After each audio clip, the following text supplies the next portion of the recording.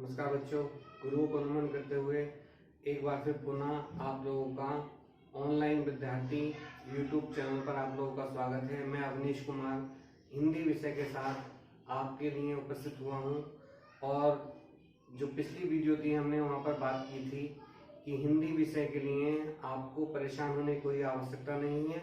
अब विधिवत्ता के साथ में आप लोगों की क्लासेस समय पर आपको मिल जाया करेंगे। आप हमारे चैनल को ज़्यादा से ज़्यादा लाइक और सब्सक्राइब करें, जिससे हम और वीडियो आप लोगों के लिए बनाने के लिए तत्पर रहें। और आपके आशीर्वाद, आपके स्नेह और आपके प्रेम की आवश्यकता है, जिससे हम ज़्यादा से ज़्यादा आप लोगों तक अपनी बात रख सकें, आप लोगों तक अपनी बात पहुंचा सकें। ठीक है, आज हम हिंदी विषय को लेकर आए हैं। हिंदी विषय संबंधित जो मूलभूत बिंदु हैं, जो मूलभूत पाठ्य सामग्री है, उस पर आज हमें चर्चा करनी है और उसे लेकर ही हम आज आपके सामने उपस्थित हुए हैं। चलिए आज इस पर चर्चा कर लेते हैं थोड़ा सा। देखो बच्चों, हिंदी विषय को समझने के लिए हमें 3 चीजों का ज्ञान होना बहुत जरूरी है। एक वर्ण, एक शब्द और एक बेटा वाक्य।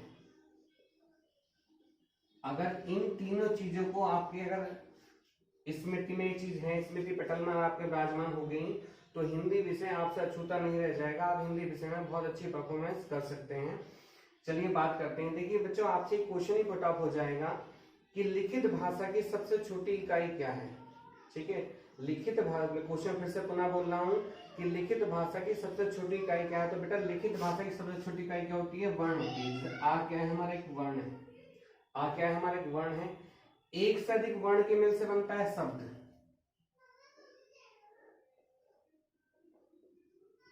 जैसे आ प्लस वाह मिलकर क्या बन गया हमारा? अब क्या बन गया? हमारा शब्द बन गया। और एक से अधिक शब्दों के मेल से बनता है वाक्य। से कहते हैं बेटा अब घर चल। अब घर चल एक क्या बन गया? एक छोटा सा हमारा यहाँ पर वाक्य बन जाता है। अब घर चल एक छोटा हमारा वाक्य बन गया। अब यहाँ पर 2 क्वेश्चन यहाँ पर आपके बन जाते हैं कि लिखित या मौखिक भाषा की सबसे छोटी इकाई क्या है। लिखित या मौखिक भाषा की सबसे छोटी इकाई क्या है? तो बेटा लिखित या मौखिक भाषा की सबसे छोटी इकाई क्या है? ध्वनि है। दूसरा क्वेश्चन है लिखित भाषा की सबसे छोटी इकाई क्या है? तो वो क्या है बेटा? वर्ण है। और तीसरा क्वेश्चन है कि भाषा की सबसे छोटी और सार्थक इकाई क्या है? तो बेटा वो क्या है? हमारी शब्द है। भाषा की सबसे छोटी और सार्थक इकाई क्या है? शब्द है। 3 क्वेश्चन आपके यहाँ बन जाते हैं। ये आप चाहे तो स्क्रीनशॉट ले लीजिए या इसको नोट कर लीजिए। ठीक है, वर्ण, शब्द और वाक्य। वर्ण क्या है? एक आ क्या है? हमारा वर्ण है। जितने वर्णमाला में जो 52 वर्ण है हमारे, और जो आकर ध्वनियां है, मेहमान वर्ण है, उन सबको लेकर वर्ण बनता है। वर्णों की वजह से शब्द बनता है, शब्दों की वजह से हमारा वाक्य बनता है। ठीक है, वर्ण से वर्णमाला, शब्दों सारे शब्द हिंदी की शब्द संपदा में सारे शब्द आ जाएंगे। फिर हमारा वाक्य बनेगा। वाक्य से हमारी हिंदी गद्य साहित्य का सारा जो भाषा हमें कहनी, भाषा का निर्माण क्या होगा, वो वाक्यों के मेल से समान बेस के मेल से ही सारा बनना शुरू हो जाएगा। ठीक है, चलिए आज हम थोड़ा पाठ्यक्रम पर चर्चा कर लेते हैं। देखो बेटा, हिंदी विषय के पढ़ने के लिए आपको बेटा निम्नलिखित पाठ्यक्रम की आवश्यकता होगी। उस पर आज हम थोड़ा चर्चा कर लेते हैं। सबसे पहला टॉपिक होता है बेटा हमारा वर्णमाला। दूसरा टॉपिक होता है बेटा हिंदी की शब्द संपदा।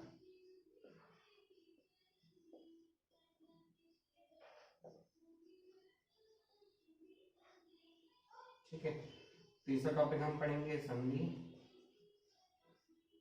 चौथा टॉपिक हम पढ़ेंगे बेटा समास। पांचवा टॉपिक पढ़ेंगे रस। छठा पढ़ेंगे बेटा हम अलंकार। फिर पढ़ेंगे हम छंद।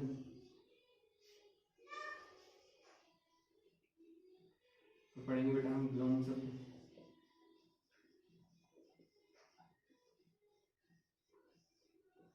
फिर पढ़ेंगे बेटा हम पर्यायवाची। फिर पढ़ेंगे हम अनेक शब्द के लिए एक शब्द।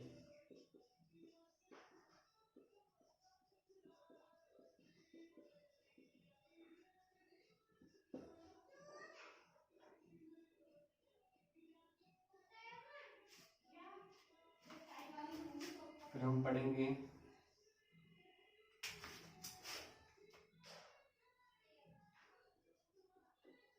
समुच्चारित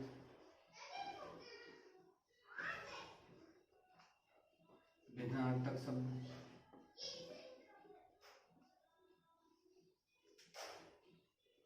फिर पढ़ेंगे बेटा हम अनिर्धारित शब्द,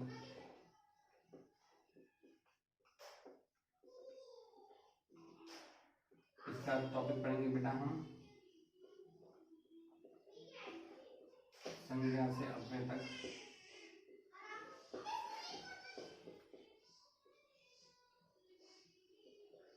फिर हम टॉपिक पढ़ेंगे बेटा वाक्य, फिर पढ़ेंगे हम कारक, तत्पश्चात हम कारक के बारे में पढ़ेंगे बेटा हम उपसर्ग प्लस प्रत्यय,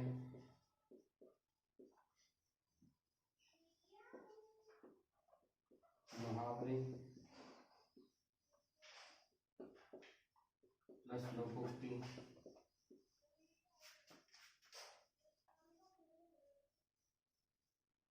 टॉपिक आएगा बेटा वर्तनी, वाक्य शुद्धि,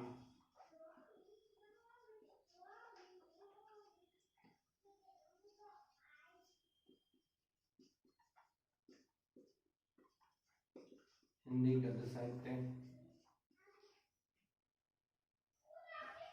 प्लस पद्य साहित्य प्लस विभिन्न, फिर पढ़ेंगे अपठित अध्यास,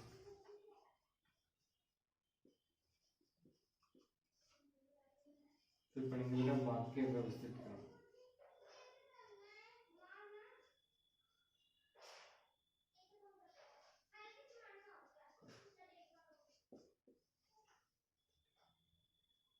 आगे टॉपिक हम यहाँ पर पढ़ेंगे। ठीक है, एक बार फिर बच्चों मैं थोड़ा सा वीडियो देख लूं कि वीडियो आ रहा है बोर्ड्स पे। एक टॉपिक कट रहा है हमारा अपठित गद्यांश, इसका ना फिर हम एक टॉपिक पढ़ेंगे बेटा हम यहाँ पर वाक्य व्यवस्थिति,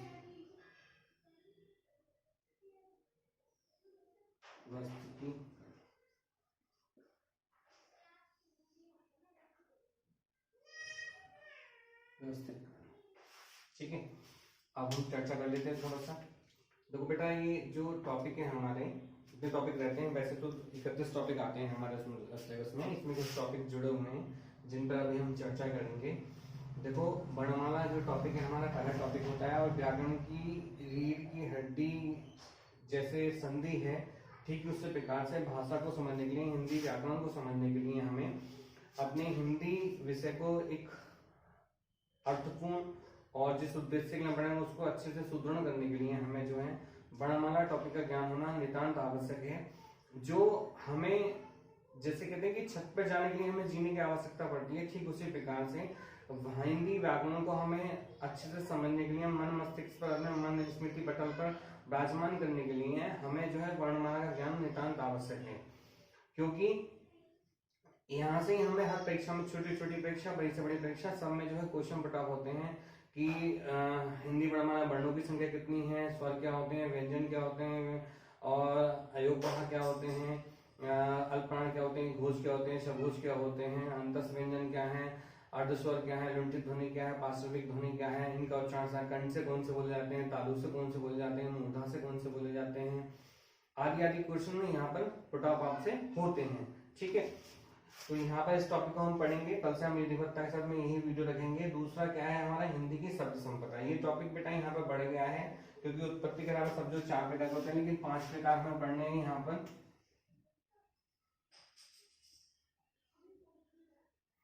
तत्सम,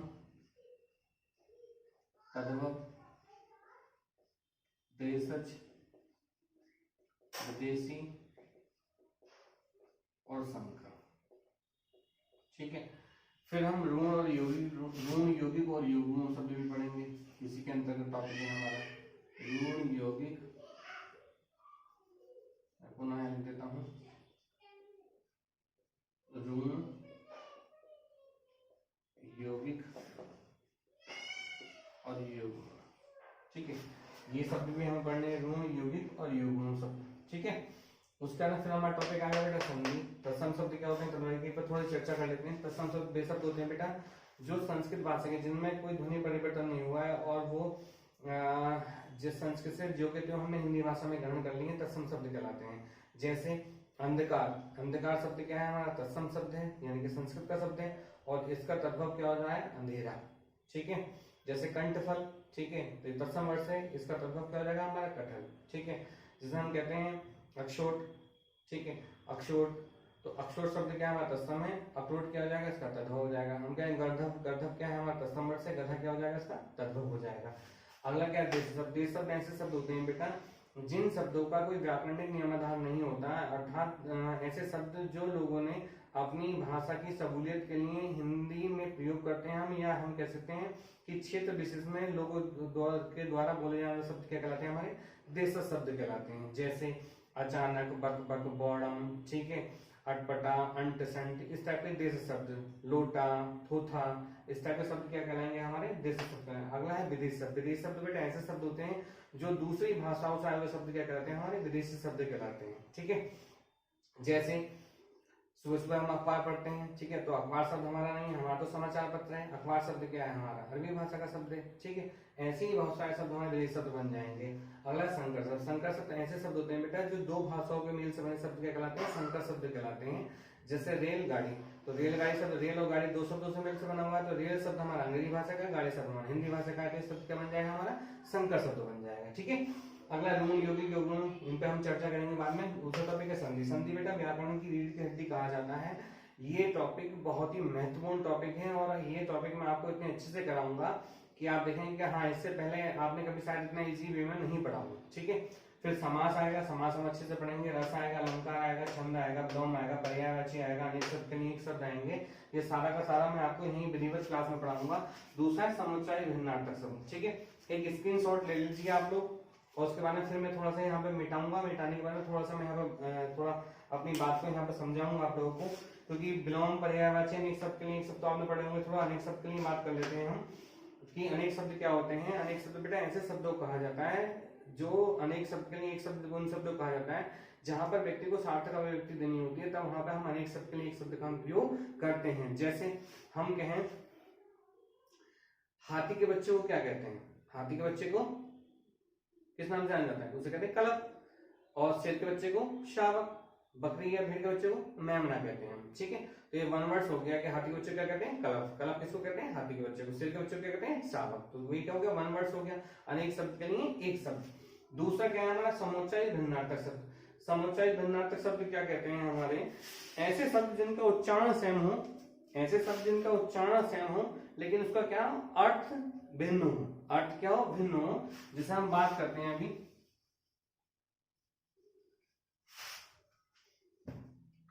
सब लिखा बेटा हमने यहाँ पर आयश,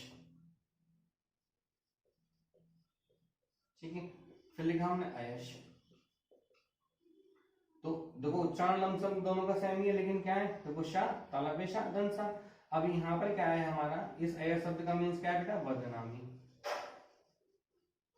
और इस आयश शब्द का मीन्स क्या है बेटा लोहा। ठीक है, ऐसे में एक शब्द लिखा स्वेजन और एक लिखा बेटा हमने स्वेजन। तो पहले स्वेजन शब्द का मीन्स क्या है बेटा अपने लोग, और दूसरे शब्द का मीन्स क्या है बेटा कुत्ते लोग। ठीक है, तो आपको ये भी अंतर करना है कि स्वेजन क्या है स्वेजन क्या है। इतना अंतर हम आपको यहाँ पर बता देंगे, इतना विधिवत्ता के साथ आपको बताएंगे कि आपके जो शब्द आप प्रयोग कर रहे हैं वहां पर कहाँ अशुद्धियां करते हैं, कहाँ पर आप क्या बोलना चाहिए क्या नहीं बोलना चाहिए, उसका भी ज्ञान आपको व्यावहारिकता के साथ यहाँ पर करा दिया जाएगा। ठीक है, जैसे सब लेंगे सजा और सजा। ठीक है, मैं ऐसे सजा कि जिनकी भर की सजा बन गई, सजा मतलब सजना या सवरना, और दूसरा सजा क्या है दंड। ठीक है, मैं ऐसे सजा कि जिंदगी भर का मिली दंड बन गया वो। ठीक है, तो यहाँ से मैं इससे मतलब नहीं यहाँ पे समझाने के आपको बताया है। दूसरा है हमारा अनेकार्थी शब्द। अनेकार्थी शब्द ऐसे शब्द होते हैं बेटा जिस शब्द के एक से ज्यादा अर्थ निकले। ठीक है, जैसे हाँ, अंक शब्द का अर्थ क्या होता है, भावी होता है। अंक शब्द का मीन्स क्या होता है, गोद में लेना भी होता है, ठीक है। तो बहुत सारे अर्थ होते हैं एक शब्द के, एक साथ अर्थ होना, ठीक है। जैसे कर शब्द है, कर मीन्स हाथ भी होता है, कर मीन्स सूट भी होता है, कर मीन्स क्या होता है, टैक्स भी होता है हमारा। तो बहुत सारे शब्द हैं ऐसे जो हमारे अनेक आते शब्द आएंगे आपसे यहाँ पर इस टॉपिक में बेटा। यूपीएसआई के लिए, उपनिरीक्षक के लिए आपसे क्या है, शब्द संपदा पे आपको ज्यादा बल देना है। बल देने का उसका तात्पर्य ये है, आपसे परीक्षा में भी इस टाइप से इसलिए पूछा जाता है क्योंकि आपसे अपेक्षा की जाती है, क्योंकि जब आप ऐसा ही बनेंगे तो आप उपनिरीक्षक होंगे और आपको क्या है, जो भी क्राइम होगा, जो अपराध होता है उसकी विवेचना आपको करनी होती है। तो विवेचना में जो आप चार्जशीट जो भरते हैं, जो पूरा एक खाका तैयार करते हैं, तो उसमें क्या शब्दों का सारा खेलफेल होता है। अगर आपने कहीं पर एक शब्द लेते हैं अंश और अंश, ठीक है, आपने लिखा अंश की, मुझे वहां पर जाने के बाद में कुछ अंश मिला। अंश मीन्स शब्द का मीन्स है भाग, और दूसरे अंश शब्द का मीन्स क्या है, कंधा। मुझे यहाँ पर अंश मिला, आपने इस अंश के लिए अंश लिखा, दैट मीन यहाँ पे कंधा। कंधे मतलब क्या है, किसी का मर्डर हुआ होगा तो वहां पे केस अलग बनेगा। तो ऐसे शब्दों का हमें ज्ञान होना बहुत जरूरी है, जिससे हम अच्छे से अपनी बात को समझ सकें। दूसरा है संज्ञा से अभ्वेदक का टॉपिक। बेटा इस टॉपिक में यहाँ पर कई सारे टॉपिक यहाँ जुड़े हुए होंगे, मैं उनको थोड़ा चर्चा कर लेता हूँ। देखो सबसे पहले आएगा आपका संज्ञा, फिर सर्वनाम, फिर विशेषण, क्रिया, वाच्य, निपात और अव्यय, ठीक है। इतने टॉपिक आपके यहाँ बन कराएंगे, संज्ञा, सर्वनाम, विशेषण, क्रिया, वाच्य, निपात और अव्यय, ठीक है। इतने सारे टॉपिक आपको ये करने हैं, यहाँ पर इसको हम करवाएंगे सारे के सारे आपके इसमें। दूसरा क्या है, वाक्य। वाक्य में आपको यहाँ पर ध्यान रखना है कि वाक्य से आप समझ क्वेश्चन पड़ा होता है। वाक्य दो प्रकार के होते हैं, तो अर्थ के आधार पर, तो क्या बेटा रचना के आधार पर। आपसे क्वेश्चन पड़ा आपको लेता है किसी परीक्षा में कि अर्थ के आधार वाक्य कितने प्रकार के, क्योंकि यहाँ पे क्वेश्चन बनना है। अर्थ के आधार वाक्य 8 प्रकार के, रचना के आधार वाक्य 3 प्रकार के होते हैं हमारे। अर्थ के आधार वाक्य 8 प्रकार के, रचना के आधार वाक्य 3 प्रकार के।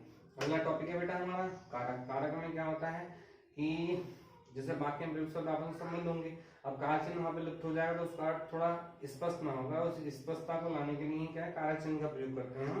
जैसे एक स्क्रीनशॉट लेना है, ले लीजिए, फिर मैं अपनी बात को थोड़ा बढ़ाता हूँ यहाँ पर।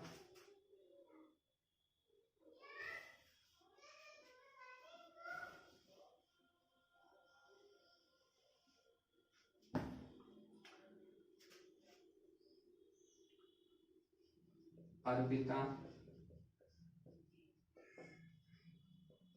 लेखराज, पुस्तक दी। एक हमने यहाँ पर ये वो लिखा है कि अर्पिता, लेखराज, पुस्तक दी।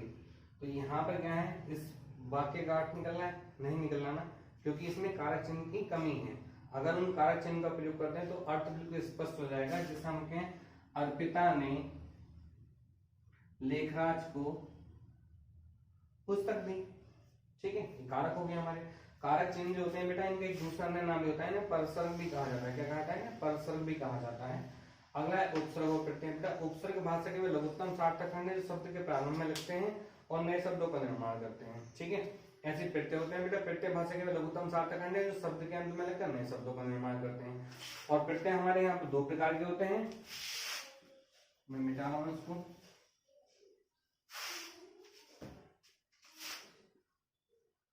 कृत प्रत्यय और तद्धित प्रत्यय। कृत प्रत्यय से बने शब्द कृदंत कहलाते हैं और तद्धित प्रत्यय से बने शब्द क्या कहलाते हैं, तद्धितांत कहलाते हैं, ठीक है। मुहावरे और लोकोक्ति, देखो यहाँ पर एक शब्द पूछा गया, मुहावरा शब्द किस भाषा का, तो मुहावरा शब्द हमारा क्या है, आर्य भाषा का शब्द है। इस शब्द का अर्थ होता है अभ्यास करना, ठीक है। मुहावरे क्या होते हैं बेटा, जहां पर जैसे तुमने सुना होगा, कहते हुए देखा होगा कि कहाँ पर जहां पर हमें व्यंजक के रूप में, कटाक्ष के रूप में बात दें तो हम मुहावरे प्रयोग कर देते हैं। जैसे कहते हैं कि अंधे के हाथ बटेर लगना, ठीक है, अंधे के हाथ बटेर लगना, ईद का चांद होना, ठीक है, इस टाइम ईद दवाई निकली है, आपने समझा होगा, ईद का चांद होने बहुत दिनों बाद दिखाई देना, ठीक है। तो ये क्या मुहावरे। लोकोक्ति क्या होती है बेटा, जहाँ लोकोक्ति को हम दूसरे नाम से बेटा कहावत के नाम से भी जाना जाता है। लोकोक्ति को हम क्या है, कहावतें भी कहते हैं हम। ये ग्रामीण परिवेश में जहाँ पर किसी व्यक्ति को एकदम त्वरित में, मतलब कोई कार्य के लिए या किसी ऐसी उलाहना के लिए प्रयोग किया जाता है, तब वहां पर हम लोकोक्ति का प्रयोग करते हैं। जैसे अंधे के हाथ बटेर लगना, अंधे के हाथ बटेर लगना, या गागर में सागर भरना, ठीक है, ऊंट के मुंह में जीरा, ऊंट किस कर पर बैठता है, ये आदि इस टाइप की क्या हमारी लोकोक्तियां होती हैं। अगला टॉपिक है बेटा वर्तनी। अगला टॉपिक क्या है हमारा बेटा, वर्तनी। वर्तनी शब्द आपको थोड़ा अजीब सा अटपटा सा लग रहा होगा, इसे बेटा हिंदी में तो कहते हैं वर्तनी, इस इंग्लिश में कहते हैं स्पेलिंग, और उर्दू में कहते हैं इसको हिज्जे, ठीक है। जैसे एक शब्द है हमारा कि आप इसको कैसे लिख के दिखाएंगे, देखिए मैं लिख रहा हूं यहाँ पर, आपको शुद्ध शब्द का चयन करना है, आशीर्वाद, आशीर्वाद, आशीर्वाद,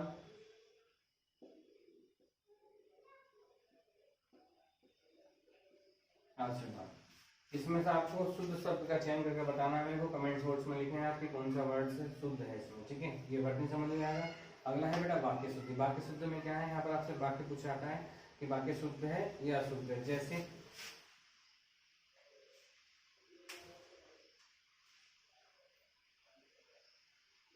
महादेवी वर्मा विद्वान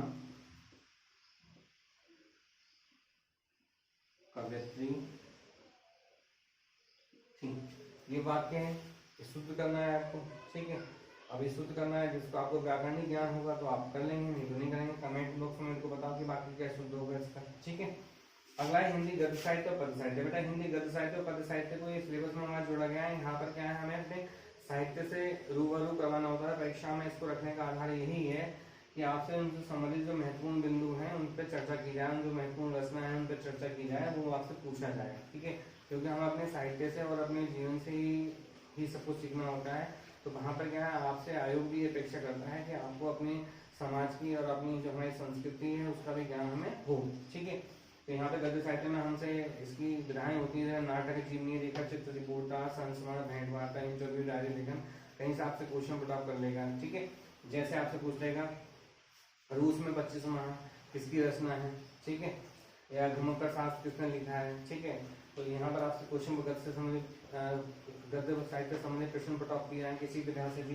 दूसरा हमारा पद्य साहित्य। पद्य साहित्य में क्या होता है बेटा, यहाँ गद्य साहित्य, पद्य साहित्य। पद्य साहित्य में क्या होता है, हमारा हिंदी साहित्य का समावेश रहता है, जिसमें क्या है कि हिंदी साहित्य को जो है 4 भागों में बांटा हुआ है, 4 कालों में बांटा गया है। सबसे पहला काल होता है हमारा आदिकाल, दूसरा होता है भक्तिकाल, तीसरा होता है रीतिकाल और चौथा होता है आधुनिक काल। अलग अलग आचार्यों ने अलग अलग मत दिए हैं। विश्वबंधु ने अलग तरीके से बांटा है, ठीक है। नगेंद्र जी ने अलग तरीके से बांटा है, राहुल सांकृत्यायन ने अलग रूप से परिचित किया, जॉर्ज गैरिसन ने अलग अपना वर्गीकरण दिया है। तो सभी व्यक्तियों ने अलग अलग वर्गीकृत उसको किया है, लेकिन रामचंद्र शुक्ल का हिंदी साहित्य का इतिहास सबसे प्रामाणिक माना जाता है और सबसे सटीक माना जाता है। तो वहां पर क्या है, उन्होंने जो है हिंदी साहित्य को 4 भागों में बांटा, आदिकाल, भक्तिकाल, रीतिकाल और आधुनिक काल, ठीक है। अब यहाँ पे क्या है, आधुनिक काल को भी 6 भागों में बांटा हुआ है, जैसे हमारा भारतेंदु युग, द्विवेदी युग, छायावाद युग, प्रगतिवाद, प्रयोगवाद और नई कविता, ठीक है। मैं आपको बता रहा हूँ, भारतेंदु युग, द्विवेदी युग, छायावाद युग, प्रगतिवाद युग, प्रयोगवाद, नई कविता, ये 6 भाग हमारे यहाँ पर हो जाते हैं, ठीक है। उसमें विविध में यहाँ पे आपसे पुरस्कार वगैरह या जैसे हमारे कुछ महत्वपूर्ण समाचार पत्र हैं, पत्रिकाएं हैं, उनसे संबंधित क्वेश्चन पुट अप होंगे, पुरस्कार होंगे। जैसे ज्ञानपीठ पुरस्कार किसको मिला है, ठीक है, सलाहकार पुरस्कार किसको मिला है, ठीक है, और रिहाई सम्मान से किसको सम्मानित किया गया है, सलाहकार सम्मान से किसको सम्मानित किया गया है, तो इस टाइप से पूछा जाएगा। अगला टॉपिक है बेटा अपठित गद्यांश। अपठित गद्यांश जिसका नाम से आपको पता है, जो पढ़ा हुआ ना हो, पठित और अपठित। देखो यहाँ समझो, 2 वर्ण का आपको ध्यान रखना है, आ और स। बेटा आ जिस वर्ण के साथ लगा हुआ होगा उससे क्या कर देगा, रहित कर देगा, जिसे हम कहते हैं अलेखन।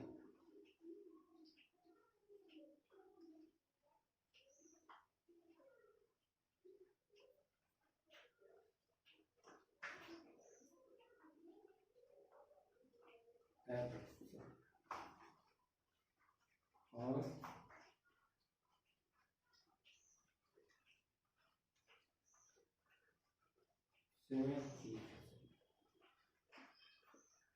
ठीक है, अपठित जो पढ़ा हुआ ना उससे लेके जो लिखा हुआ हो, ठीक है। तो यहाँ पर लिखना है अपठित और सपठित। मतलब ए का अर्थ क्या होगा, रहित कर देता है किसी चीज को, और से का अर्थ क्या होता है, सही जोड़ देता है उसको, विगत के साथ में लिखना है, ठीक है। जैसे कहते हैं सचित्र वर्णन करो, इनके चित्त सहित मतलब साथ में चित्त के वर्णन करना है, उसको हमें सचित हो जाएगा। ठीक है, आगे एक चीज यहाँ पर आनी है। दूसरा क्या है हमारा यहाँ पर वाक्य व्यवस्थित क्रम होता है। यहाँ पे क्या है वाक्य को एक व्यवस्थित क्रम में रखा जाता है और वहां पर क्या है कि वाक्य जो है 4 टुकड़ों में बटा होगा 11 लावा में।